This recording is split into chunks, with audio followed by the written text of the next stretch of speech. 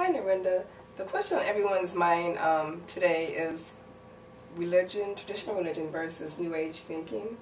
And over the past several decades, there's been studies on where people are actually leaving traditional religion because they've lost hope and faith in it.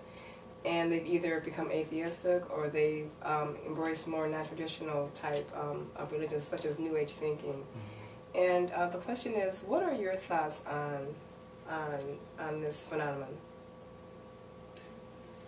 Basically, when you think about it, there's nothing wrong with any of the religions.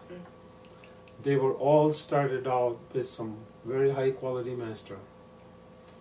And what he or she was speaking got documented. And then probably it was difference of time or language or both of them, that a lot of things do get lost in translation. So the bigger problem is the interpretations.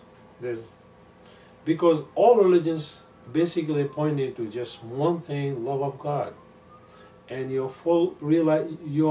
ability to realize your fullest potential in this lifetime. But when the politics come in, and when the group things start to come in, or when the mass control becomes the issue, then obviously it's like anything else. Then the objectives get a little bit confused on what the original intent was. Okay, that's good to know that, because a lot of people are, confused on their religious path. A lot of them are sincere, but they just are kind of stagnant and just don't know what to do. In your religious way, do you consider yourself to be a cult or anything in that nature? No, it's not about that. It's not a cult or something that people have to understand. If you believe in Christianity, then you really do not fully understand Christianity unless you make personal, deep connection with Christ Himself and understand the essence of spirituality, and then have gone through a lot of these experiences that He speaks about in Bible. So there's no need to cheat yourself out of any of those things. If Elijah or Job or Micah and all these great prophets could have those experiences, any one of us could have the same experience or even better.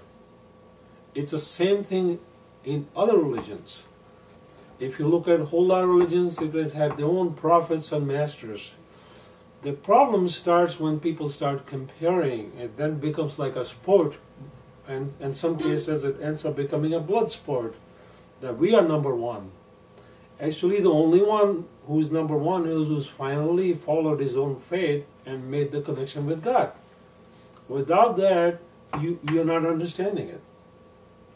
So this brings another question to mind. So how would you address someone who is very, strong in their faith, but yet they seek help from you, such as maybe in healing or some other spiritual guidance? How would you approach that person from another faith? The faith is something that we need to be examined. Ultimately, you can start with any kind of faith. You may go to a church just because your mother or father believe in it, or because your best friend recommends it, and which is what I call a shadow faith. It's like somebody recommending you a nice restaurant. You know they have not misled you in the past, so you take a chance. But your ultimate deep-seated faith comes in when you also have had enough positive experiences. When I say positive experiences, maybe you have experienced a lot of healings to take place, maybe your stress disappeared, maybe your relationships got better, maybe your life got more enriched, maybe you're more peaceful. And these are all tangible things that we can measure. So most of the places, unfortunately, they are only talking about reading the scriptures, and the point being that when are you going to start practicing it? And when are you going to start having all those wonderful experiences that your own faith is talking about? So it's not as much worthwhile trying to compare yourself to anybody else, but the idea is to understand the essence of what the original founder of your own religion was talking about, and understand where his heart was, and go deeper and unite in a deeper personal relationship with him to understand the true essence And that is what is going to take you to the deeper levels. Well, thank you, Narendra. I myself am more clear around this topic after speaking with you, and thank you very much for your time. Appreciate it. Thank you.